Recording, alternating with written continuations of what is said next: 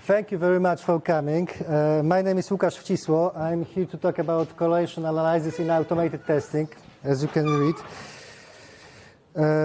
At the beginning, I want to introduce myself, tell something about who I am and how the history of my education moved me to such a spec of this presentation. Former, I thought about something slightly different, but it evolved into this. Then I will tell what was the problem and what's the purpose of this research. I will tell you about some math that stands behind all this thing. And I will go to the use cases and some conclusions, maybe some anecdote. So first of all, what was my main purpose? I was a former computational biologist, bioinformatic. I was a person who used very strong supercomputers to simulate biological processes like protein folding, in example. The most problematic issue with such research is that very prone to any performance issues. Because there are billions of particles that can be connected to each other in many ways and can have influence one or two in each other. So this is the performance was crucial. And as I moved to informatics, to IT, I started to be a tester in 3MD app in Poland. I started to work with big test suites, not very big, but big enough to consider that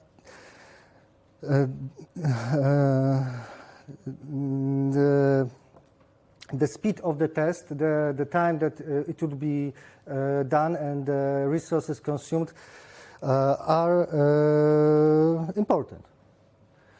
So I thought about making it some more reasonable to do some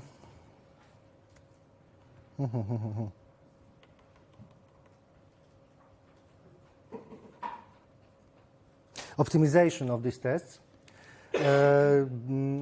And I think that nowadays it's a big team, machine learning, so why don't have all the tests learn one from each other? You know, if from the history, one test will know that other tests was run and almost this exact time if some other test failed. This test also failed, or if some other test was run several iterations and it couldn't reach its expected outcome, the other test would be either shortened or not done. Then I realized it was better from the beginning, because if tests are correlated in such way, the test suite is badly created. It has some wrong assumptions, and the tests conditions are badly formulated. So this is my assumption. I don't want to read it again.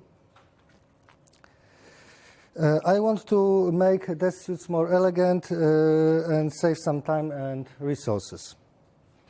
Because for the perfect test suite should be no correlation between the tests. If there are some correlations, tests should be, I don't know, passed, because we don't need to be made. Then that may be some value measured that can even benchmark test suites, the correlation coefficient. Let's see for an example. There are tests in rows and software versions in columns. Green is passed and red is failed. It seems obvious. And I considered tests Boolean functions, which are true or false.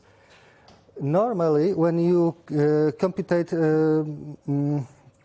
correlation coefficient, you need to do regression first, because it's Boolean function even from 0 to 1. That wouldn't make any sense. So what I took was a probability, historical probability of passing the test. That was the value that I was measuring if the test is below that probability or above that probability. Next, what I've done, it's obvious that tests that have 100% pass, it doesn't really matter for us.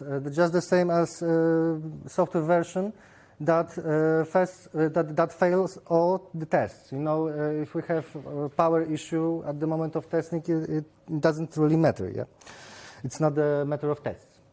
So I left only the meaningful test cases, meaningful tests that have sometimes fail.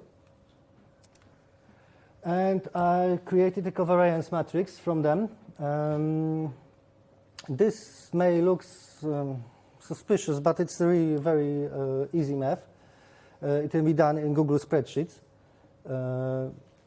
From this, I've created a covariance matrix, just as I said before, where on the diagonal is just a variance of each test that is meaningful, and the other fields are covariances between the tests. Next, I computed the Pearson correlation coefficient. It may look scary, but it isn't. Trust me. And create a correlation matrix. What we can see above, it's just a shape of the test's outcome that was from the beginning, that was our input. And below it's scattered by me. It's only half of the matrix, because to be clear, for clarification, it should have on a diagonal 1, because in each field on the diagonal, because correlation between a test and the same test is 1. Pearson correlation coefficient has always between -1 and 1. -1 is negative correlation. If something passes, the other thing fails, and 1 is positive correlation. If something fails or passes, the other test or their value is always the same. 0 means no correlation, and in a big test suite or many test suites aggregated in regression, the real values are near 0, plus or minus, but near 0. If something is like in this example, I don't consider 1, because it would be obviously error, but 0.5 or something like this, it is significant. We can do that just to validate the test suite, but it wouldn't be much, it wouldn't have much value for us. What can have value? We can, with each regression in continuous integration, continuous delivery, we can test each version and check the dynamic of changes of this coefficient. You know, if we can see that some values that shouldn't be connected seems to be correlated from some version in the past, correlation is getting bigger with each iteration, we should see a yellow light and check whether the conditions of the tests are prepared correctly.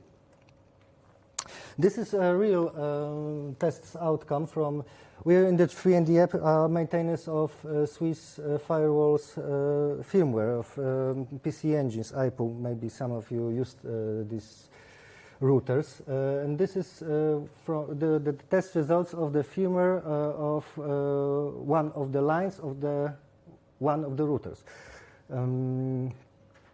We are maintaining them for above 2.5 years, but these tests are not a good example, because our test suites are evolving too. some tests were created and, I don't know, started to be used half a year ago. So we have not completed a large enough base of tests for long enough history to make this really useful. But large silicon vendors or hardware producers, I suppose it could be useful, just because there are very often cases that one person or one team is responsible for one suit in regression. All in all, they might not be aware of correlations between the regression suits. So in the conclusion, the dynamics can be useful in large sets with a large history, and this is a proof of concept. Do not consider this to be a white paper or something like this. Idea is quite new, and we started to work on this more seriously on our firmware, with our firmware. This is an anecdote, Anscombe's quartet. Maybe some of you know it, have heard of it, because these four sets of data have the same, as is written below, mean of x and y, variance of x and y correlation, and so on, although they are obviously different. So we have to be very, we have to look. I don't consider the statistics to be a red light, to be a fail, if something rapidly changes and something is rapidly grow, because it may be from some other reason. But yellow light should be considered visible if something occurred like this. This is bibliography, and thank you for your attention.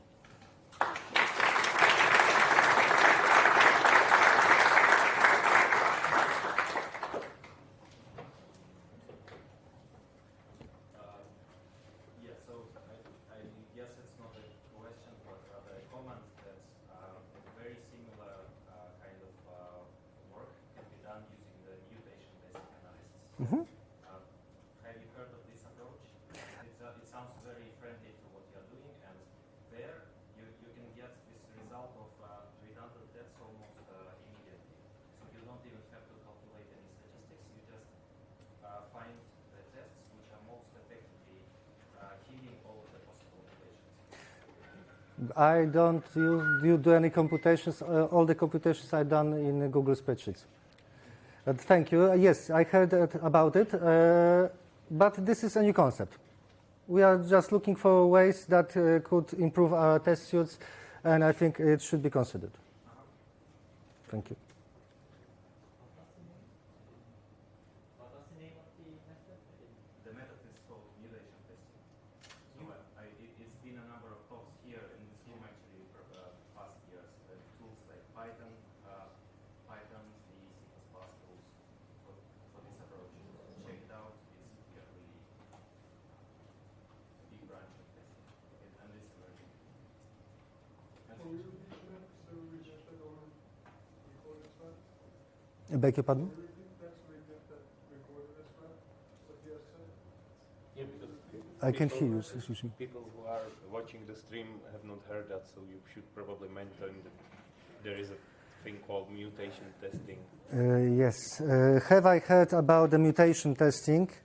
Because it can be used, it can simplify all the computations that we used here with statistics.